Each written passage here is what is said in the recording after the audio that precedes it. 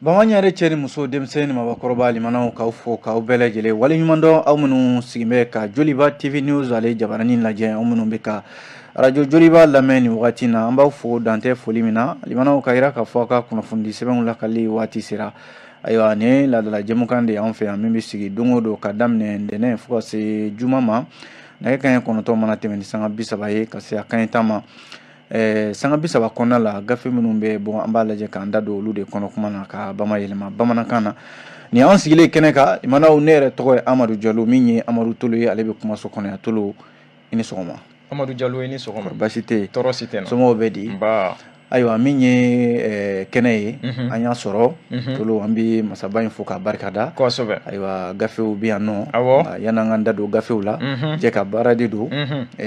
min ye Bokar Tarawele Grand bɛ yen. Kosɛbɛ. Ale de bɛ bolo bɛ nɛgɛ karafe la bi. Awɔ. Min ye sanfɛla ye sa télévision fan fɛ o ye Lamini Kulubali ni Augustin ni ayiwa Isuf Sangare. Kosɛbɛ. Ani Hayidara. Jɛ ka baara don Tolo maa kelen baara tɛ an bɛ lamɛnbaa ni filɛbaa bɛɛ lajɛlen fana fo Kosɛbɛ. k'u waleɲuman dɔn. Awɔ. Tolo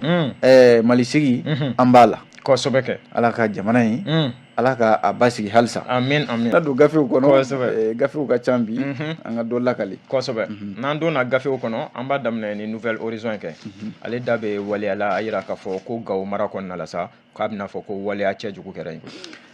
Yɔrɔ min ye Bamanci jɛkuluba fila ye n'o ye GSIM ani EIGS. Tolo ni Bamanci jɛkulu fila in de ta kɛn bɛ fadenya kɛlɛ yɛrɛ Mali kɔnɔ yan k'o tɛ dabila. Kosɛbɛ. U tɛ dɔwɛrɛ la dɛ. Yɔrɔ nɔfɛ ko kɛlɛ de don. Nouvelle Horizon y'a yira k'a fɔ walejugu dɔw tugutugura ɲɔgɔn na kɔsannin na n'i y'a lajɛ Ashanan o tɛmɛnen kɔfɛ Kɛnparana Kani Bɔnzɔn Sarakala laban min kɛra nin ye o kɛra Baji Guruma. Kosɛbɛ. Baji Guruma ale filɛ nin ye Ansongo mara la. N'i y'a lajɛ Tolo min ye Marsikalo tile 5 tɛmɛnen ye a yira k'a fɔ duguncinin min filɛ nin ye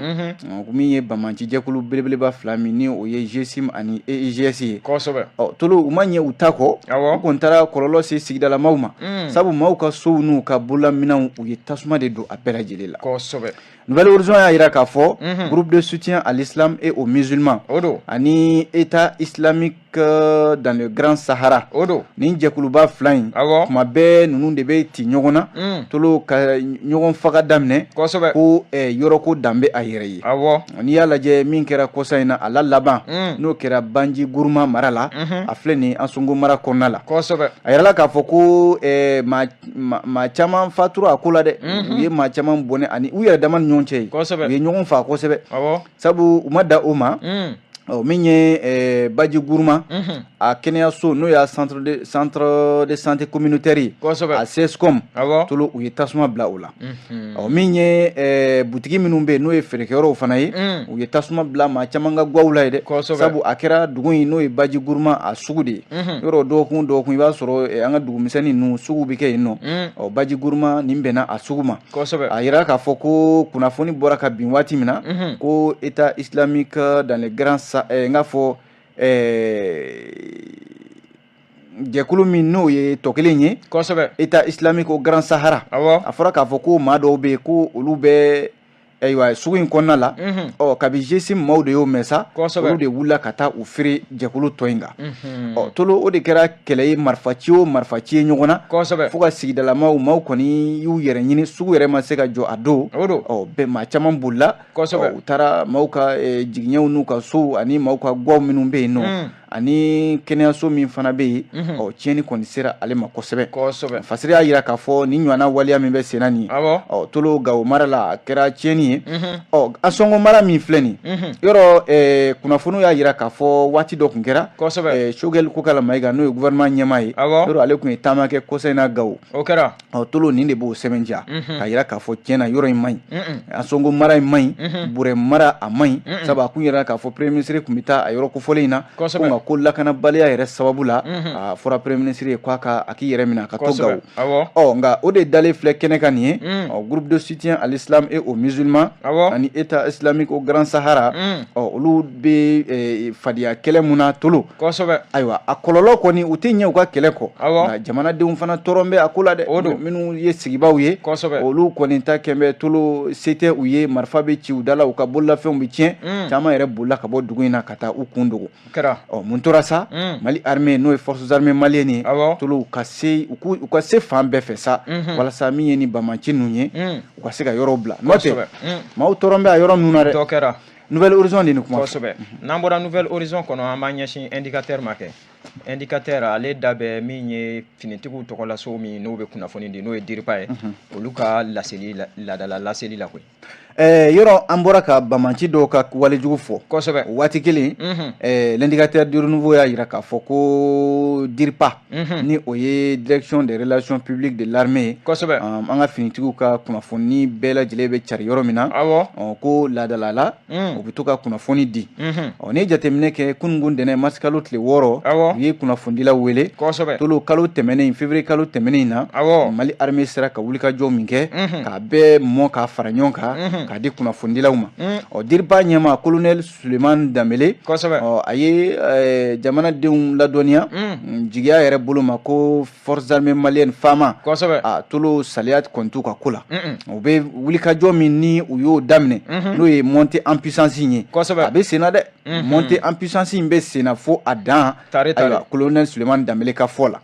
sabu jɛkuluba fila min bɛ armée tɔgɔ la n'u bɛ wulikajɔ la n'o ye opération kɛlɛtigi ani opération Maliko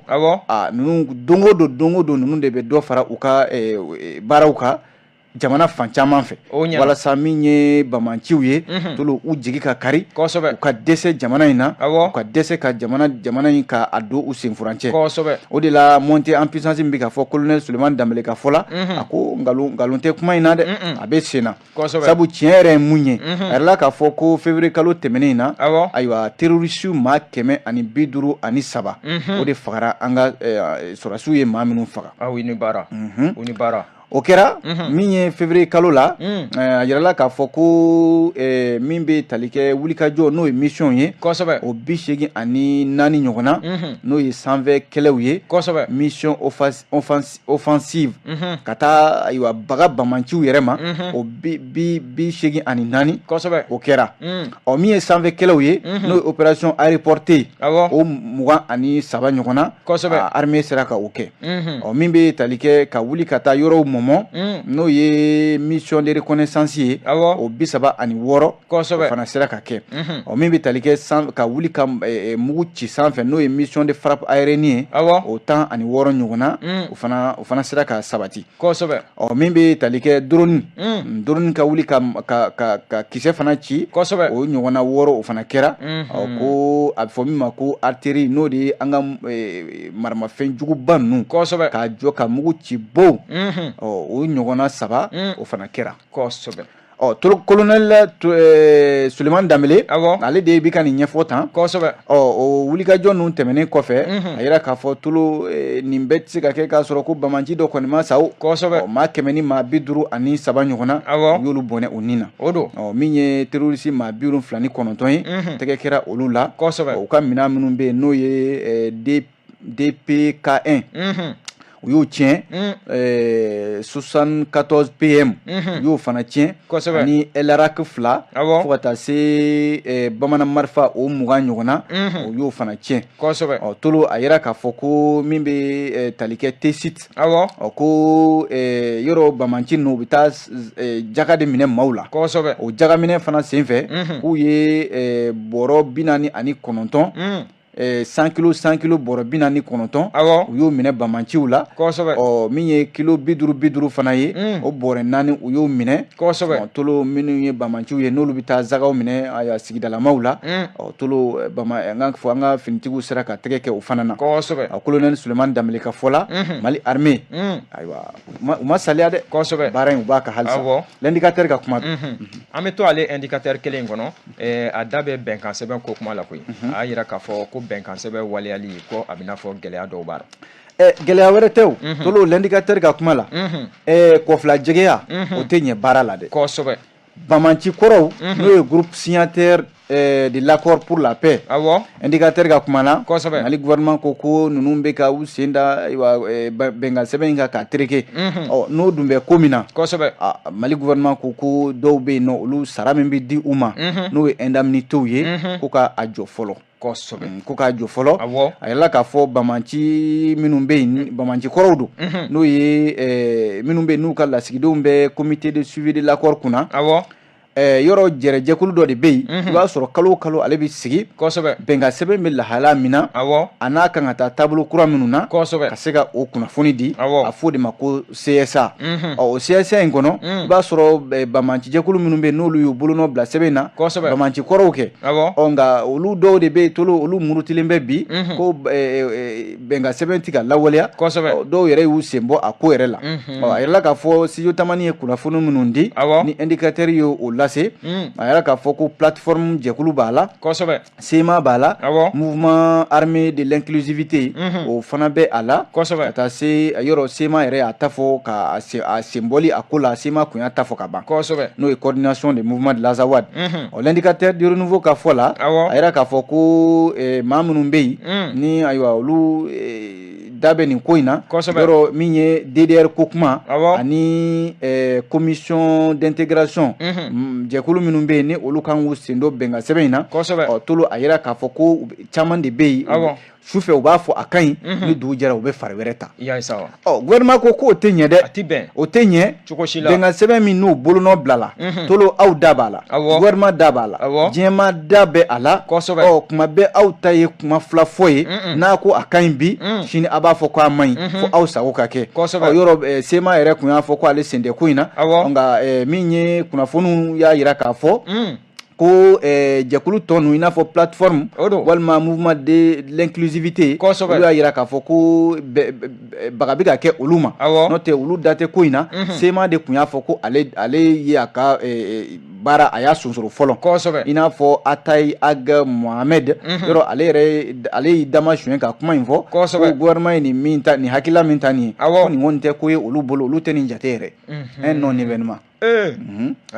ko k'olu ka sara tigɛ k'o tɛ olu kɔni tɛ o tɛ olu bolo koba ye sabu olu yɛrɛ kun y'u sen bɔ a ko la kaban ni gouvernement nana ka na olu a fɔ k'u y'u ka saraw tigɛ o tɛ worobilanjira olu bolo o de ye kuma yɛrɛ ye dɛ tolo l'indicateur du renouveau an ye nin sɔrɔ a kɔnɔ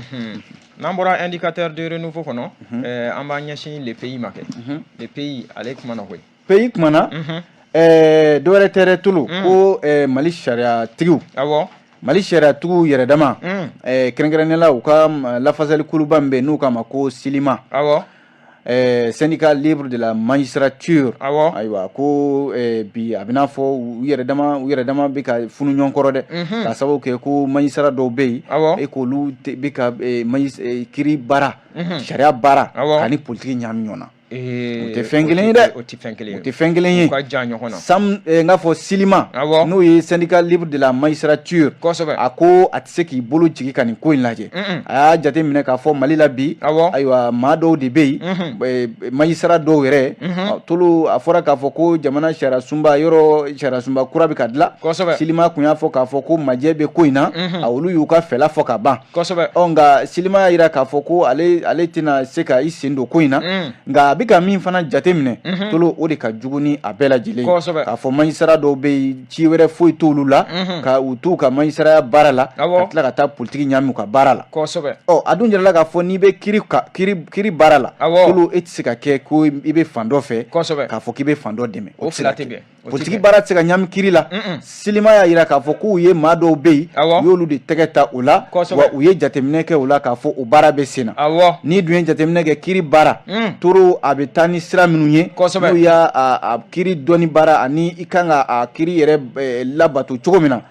tolo n'a fɔra k'a fɔ ko e bɛ taa politiki baara don i ka ko la n'i ma tugu faamaw nɔfɛ k'u bɛ ka baara min kɛ k'o ka ɲi i bɛ taa tugu politiki maaw nɔfɛ k'u bɛ ka baara min kɛ k'o ka ɲi walima ko sariya suma min bɛ ka yɛlɛma nin ye ko o ka kan o ka to sen na kiiritigɛla ka kuma y'o ye Silima de ye nin kuma fɔ dɛ ko nin tɛ bɛn bi a tɛ bɛn sini maa dɔw bɛ yen u sigan bɛ u la magistrat kɔrɔbaw yɛrɛ don koyi ye wa u bɛ jɛkulu yɛrɛ ɲɛma ayiwa k'u jiginna u la dɛ u bɛ kangari da u ye k'a f'u ɲɛna ayiwa kiiri baara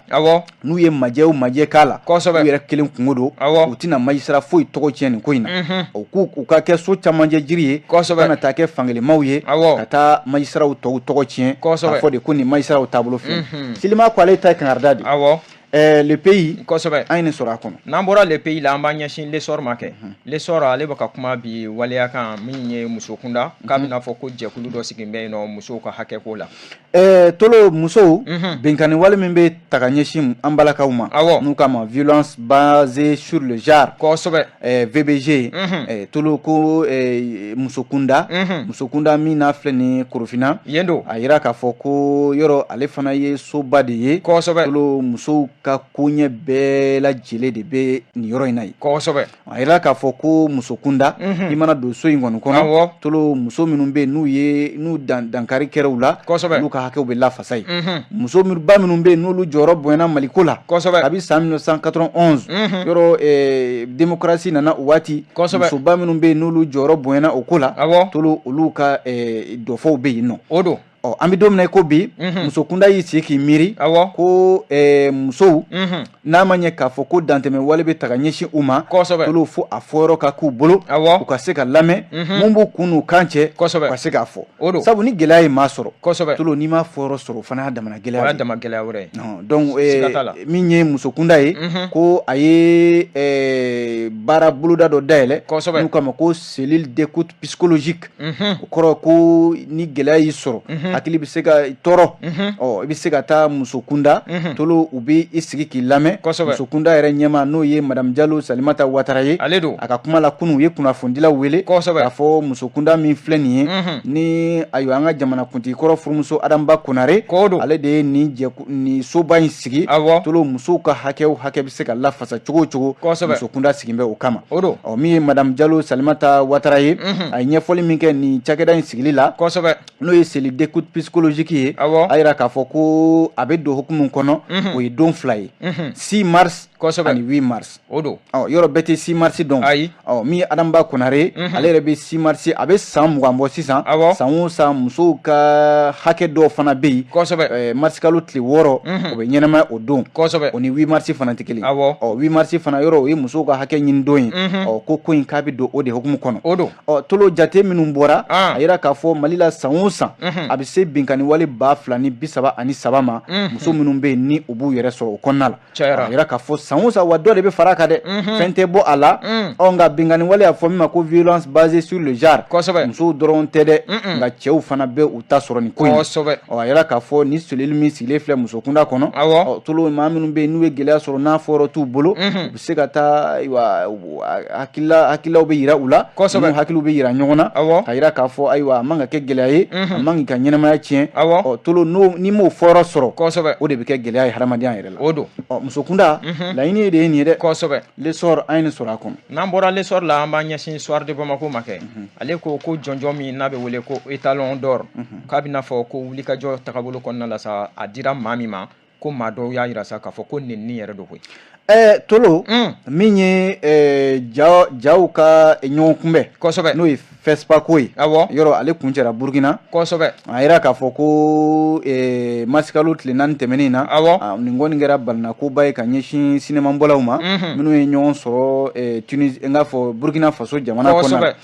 ko jɔnjɔba min bɛ yen ni sinimabɔlaw bɛɛ bɛ wulikajɔ kɛ a nɔfɛ n'o ye étalon d'or de Yelenga ye a ko a dira Tunisie ka den dɔ de ma nka tolo ko a bɛna fɔ a dira a ma nka a ma di a tigilama ma dɛ a man kan n'a ye min ka kan n'a ye o ma sɔrɔ Yusufu Seibi ale de ye cɛ in ye k'ale de ye étalon d'or de Yelenga ale de y'a sɔrɔ festival panafricain du cinéma et de la télévision n'u k'a ma ko FESPA ko a ye ja min dilan ja in tɔgɔ de ko Ashkal tolo yɔrɔ ni Yelenga min filɛ n'a dir'i ma $20,000 CFA la o de bɛ ta ka di i ma ko a yɛrɛ kun tɛ kɛnɛ kan koyi a y'a ka nɔnabila dɔ de bila ka taa Burkina jamana ɲɛmɔgɔ capitaine Ibrahima Traoré ale ka sɔrɔ ka jɔnjɔn di a ka nɔnabila in ma ye a yɛrɛ k'a fɔ tolo maa minnu bɛ yen n'olu bɛ kiiri tigɛ a ko la n'o ye jury maaw ye ko o yɛrɛ ye Tunisie muso dɔ don o ye Tunisie ka don o de b'a ko yɛrɛ ɲɛma ye maa bɛ den dɔ k'a ko du yɛrɛ ma de o de ye majɛ nin yɔrɔ de ye majɛ ko in kɔni taara k'a di nin Tunisie ka den ma nka o tɛ baasi ye dɛ tolo ko nin waati in na bɛɛ b'a dɔn k'a fɔ kibaruya min bɛ Tunisie jamana kan u ka jamanakuntigi kɛn bɛ maa ye bi maa min yɛrɛ ni tolo hadamadenya yɛrɛ taabolo da la sabu a ye min fɔ farafin maa golo finmanw ma n'o kɛn bɛ siya woloma ye a ka jamana kɔnɔ ni Tunisie ka den dɔw bɛ ka wuli ka taa baga mɔgɔw ma a yɛrɛ ka fɔ la ko farafinna jamanadenw de bɛ ka taa ale ka jamana ɲagami a bolo tolo ko nin ka nin jɔnjɔ fasugu ta ka di nin jamana ma ayiwa a man kan dɛ Fasiri ka kuma la fɛn min don tiɲɛ yɛrɛ la a tɛ farafinna yanga kosɛbɛ Fasiri ka kuma la ko min bɛ ka kɛ Tunisie jamana kɔnɔna la bi ayiwa nin tɛ se ka kɛ Tunisie fana ka lafasali ye Burkina Faso FESPACO kɛnɛ kan a kun bɛ se ka di maa wɛrɛ ma k'a jira k'a fɔ Tunisie u ye min kɛ nin ye tiɲɛna a ye baara kɛ dɛ nka an man kan ni jɔnjɔn ye ne ka kuma tɛ le soir de Bamako an b'a datugu ni les échos wele kɛ ale da bɛ 8 mars okumu kɔnɔna la a yira k'a fɔ ko camancɛ fanga ɲɛmɔgɔ colonel Assimi Goïta k'a bɛna fɔ ko ale bɛ kɔnɔlen a kɛnɛ kan koyi sini o ye 8 mars ye n'o ye musow ka seli ye musow ka seli don dɛ tolo journée internationale de la femme nin y'a ta ko 28nan ye a yirala k'a fɔ sini araba mars kalo tile 7 stade Omnisport Modibo Keita la ko jamanakuntigi colonel Assimi Goïta a makɔnɔnen don ye musow ko k'u bɛna jɛrɛ kɛ sini stade Modibo Keita la tolo ka se ka musow tɔgɔladon ka a ɲɛnamaya n'i y'a lajɛ hakilaba min talen don diɲɛma yɛrɛ fɛ a ko la o de ye ko diɲɛ minɛn kuraw n'o ye subahana mansiw ye ko musow bɛ se ka o siratigɛ la musow bɛ se ka yanga sɔrɔ cogo di nka an fɛ Mali la yan hakilila min talen don ko muso ka kɛ maa ye maa min n'a bɛ se ka na ni bɛn ani lakana ani bolodi ɲɔgɔnma ani bɛn ye Mali kɔnɔna la yan o de ye anw yɛrɛ ka hakilila tali a yɛlɛ k'a fɔ sini kɔni min ye jamanakuntigi ye ani gouvernement maa bɛɛ lajɛlen olu ma kɔnɔnen don stade Modibo Keita la walasa musow ka hakɛ bɛ se ka taa lafasa ye cogo min na seli an bɔra ka seliko kuma min fɛ o tɛ wa sini kɔni stade Modibo Keita la ye musow na fara ɲɔgɔn kɛ ye nka Fasiri ka kuma la a yira k'a fɔ 8 mars kɔni ye musow ka hakɛ ɲinini ye ko nka promotion de la femme de l'enfant et de la famille n'o ye ministériso in ye tolo i b'a sɔrɔ san o san ale bɛ baara damadɔw boloda défiléw ni meetingw ni conférence débatw ani kunnafonidilaw ka weleli n'o ye conférence de presse ye u n'a ɲɔgɔnna caman ko nka ko ka hakililajigi kɛ k'a fɔ kɛlɛ dɔ de kɛra walasa musow bɛ se ka u ka hakɛw sɔrɔ cogo min na tolo n'a fɔra k'a fɔ nin sigi ninnu kɛra hali sisan laɲini wɛrɛw kan ka kɛ min tɛ nin si ye walasa musow ka se ka bila u ka hakɛ ninnu kɔnɔ an t'a bila yan Eko de ye nin kuma fɔ ni Ala sɔnna tolo an na ɲɔgɔn sɔrɔ yan sini gafe kuraw mana bɔ k'o lakale inchallah an bɛ bɛɛ fo ka bɛɛ waleɲuman dɔn a k'an bɛn diɲɛ waati wɛrɛ